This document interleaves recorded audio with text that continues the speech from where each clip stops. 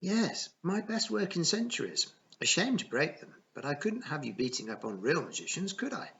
Shapti make excellent stunt doubles. So you saw the whole thing, I muttered. Oh, yes. Held out his hand. Two little fires danced across his palm, the magic essences we'd seen escape from the Shapti's mouths. These are recording devices, I suppose you'd say.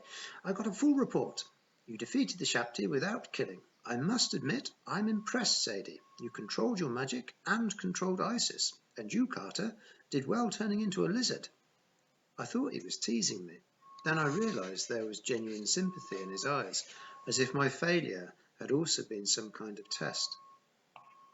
You'll find worse enemies ahead, Carter, he warned. Even now the House of Life sends its best against you, but you will also find friends where you least expect them.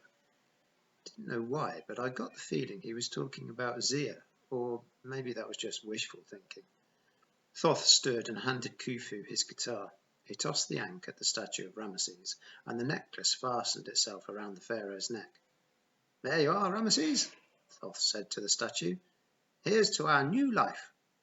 The statue glowed faintly, as if the sunset had just got 10 times brighter. Then the glow spread to the entire pyramid before slowly fading. Oh yes, Thoth mused. I think I'll be happy here. Next time you children visit me, I'll have a much bigger laboratory. Scary thought, but I tried to stay focused. That's not all we found, I said. You need to explain this. I held out the painting of the cat and the snake. It's a cat and a snake, Thoth said. Thank you, God of Wisdom. You placed it for us to find, didn't you? You were trying to give us some kind of clue. Who, me? Just kill him, Horus said. Shut up, I said. At least kill the guitar. The cat is Bast, I said, trying to ignore my inner psycho falcon. Does this have something to do with why our parents released the gods? Thoth gestured towards the picnic place. Did I mention we have barbecue? Sadie stamped her foot. We had a deal, Yahuti. You know, I like that name, Thoth mused, but not so much when you say it. I believe our deal was that I would explain how to use the spellbook. May I? He held out his hand. Reluctantly, I dug the magic book out of my bag and handed it over. Thoth unfolded the pages. Ah, this takes me back. So many formulae. In the old days, we believed in ritual. A good spell might take weeks to prepare, with exotic ingredients from all over the world. We don't have weeks, I said. Rush, rush, rush, Thoth sighed. Ugh, Khufu agreed, sniffing the guitar. Thoth closed the book and handed it back to me.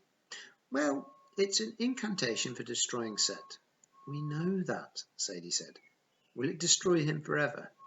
No, but it will destroy his form in this world, banishing him deep into the Duat and reducing his power so he will not be able to appear again for a long, long time. Centuries, most likely. Sounds good, I said. How do we read it? Thoth stared at me like the answer should be obvious. You cannot read it now because the words can only be spoken in Set's presence. Once before him, Sadie should open the book and recite the incantation. She'll know what to do when the time comes. Right, Sadie said, and Set will just stand there calmly while I read him to death. Thoth shrugged. I did not say it would be easy.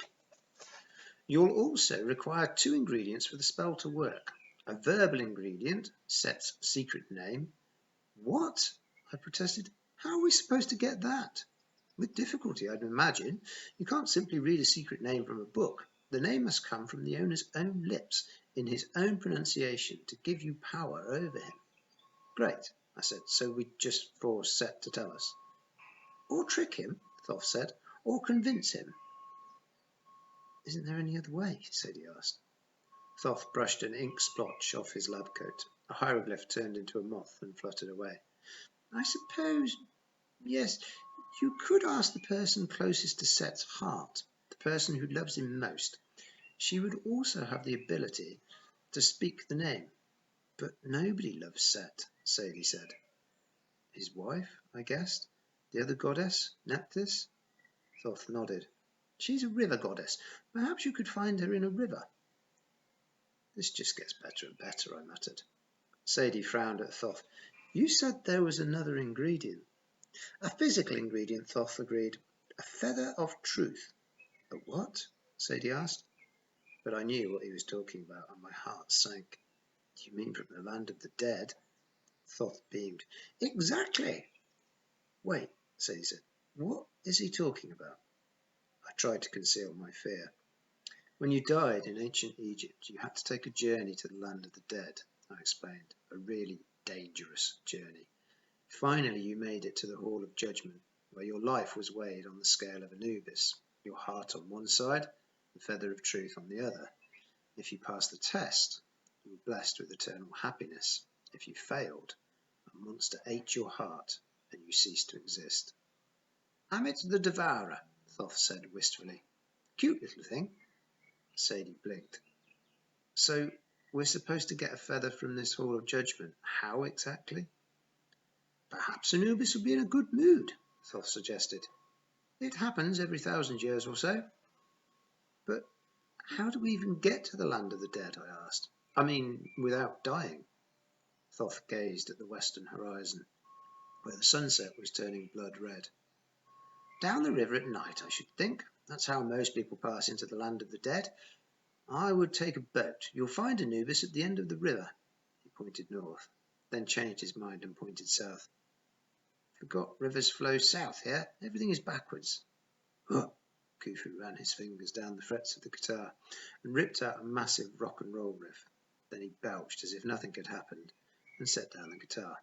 Sadie and I just stared at him, but Thoth nodded, as if the baboon had said something profound. Are you sure, Khufu? Thoth asked. Khufu grunted. Very well, Thoth sighed. Khufu says he would like to go with you. I told him he could stay here and type my doctoral thesis on quantum physics, but he's not interested. Can't imagine why, Sadie said. Glad to have Khufu along, but where do we find a boat? You are the blood of pharaohs, Thoth said. Pharaohs always have access to a boat. Just make sure you use it wisely. He nodded towards the river. Churning towards the shore was an old-fashioned paddle-wheeled steamboat with smoke billowing from its stacks. I wish you a good journey, Thoth said. Until we meet again. We're supposed to take that, I asked. But when I turned to look at Thoth, he was gone, and he'd taken the barbecue with him. Wonderful, Sadie muttered. Oh, Khufu agreed. He took our hands and led us down to the shore. 26. Aboard the Egyptian Queen. As far as rides to the land of the dead go, the boat was pretty cool. It had multiple decks with ornate railings painted black and green. The side paddle wheels churned the river into froth, and along the paddle wheel housing, the name of the boat glittered in gold letters, Egyptian Queen. At first glance, you'd think the boat was just a tourist attraction, one of those floating casinos or cruise boats for old people. But if you looked closer, you started noticing strange little details. The boat's name was written in Demotic and in hieroglyphics underneath the English. Sparkly smoke billowed from the stacks as if the engines were burning gold. Orbs of multicoloured fire flittered around the decks, and on the prow of the ship, 2 painted eyes moved and blinked, scanning the river for trouble. That's odd, Sadie remarked. I nodded. I've seen eyes painted on boats before. They still do that all over the Mediterranean, but usually they don't move. What? No, not the stupid eyes. That lady on the highest deck, isn't that? Sadie broke into a grin. Bast! Sure enough, our favourite feline was leaning out of the window of the pilot's house. I was about to wave to her when I noticed a creature standing next to Bast, gripping the wheel. He had a human body and was dressed in the white uniform of a boat captain, but instead of a head, a double-bladed axe sprouted from his collar, and I'm not talking about a small axe for chopping wood. I'm talking battle axe, twin crescent-shaped iron blades, one in front where his face should be, one at the back. The edges splattered with suspicious-looking dried red splotches. The ship pulled up to the dock. Balls of fire began zipping around, lowering the gangplank, tying off ropes and basically doing crew-type stuff. How they did it without hands, without setting everything on fire, I don't know, but it wasn't the strangest thing I'd seen that week. Bass climbed down from the wheelhouse. She hugged us as we came aboard, even Khufu, who tried to return the favour by grooming her for lice. I'm glad you survived, Bass told us. What happened? We gave her the basics, and her hair poofed out again. Elvis? Gah!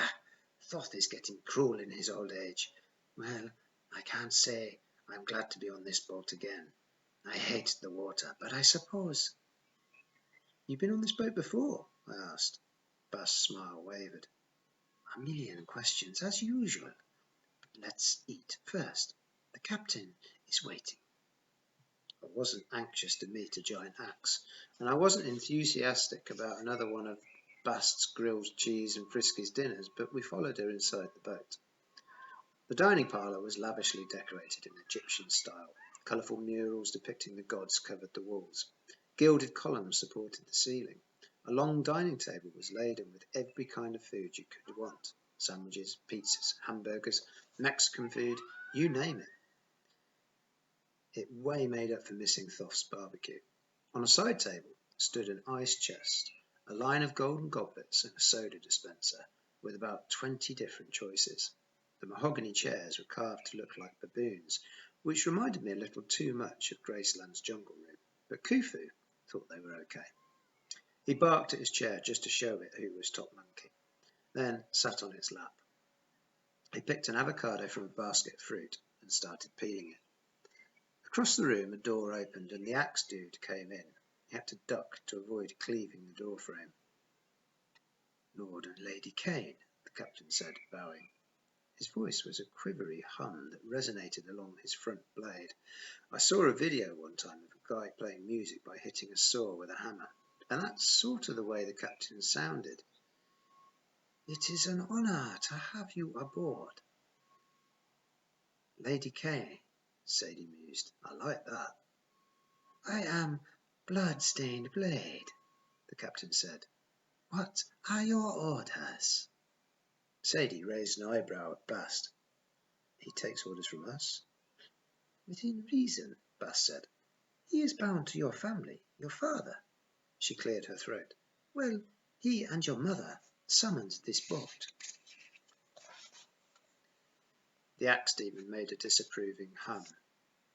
You haven't told them, goddess. I'm getting to it, Bast grumbled. Told us what? I asked. Just details, she rushed on.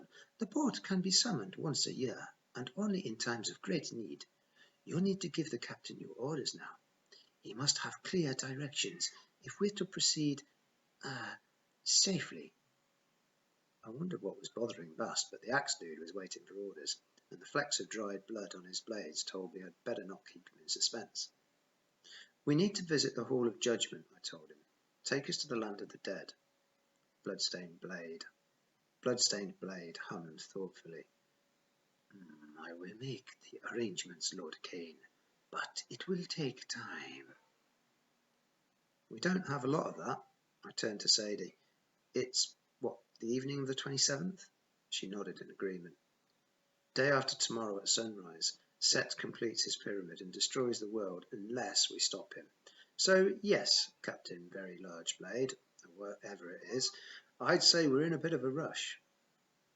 We will, of course, do our best, said Bloodstained Blade, though his voice sounded a little, sharp. The crew will prepare your staterooms. Will you dine while you wait? I looked at the table laden with food and realised how hungry I was. I hadn't eaten since we were in the Washington Monument. Yeah, thanks, BSB. The captain bowed again, which made him look a little too much like a guillotine. Then he left us to our dinner. At first, I was too busy eating to talk. I inhaled a roast beef sandwich, a couple of pieces of cherry pie with ice cream, and 3 glasses of ginger ale before I finally came up for air.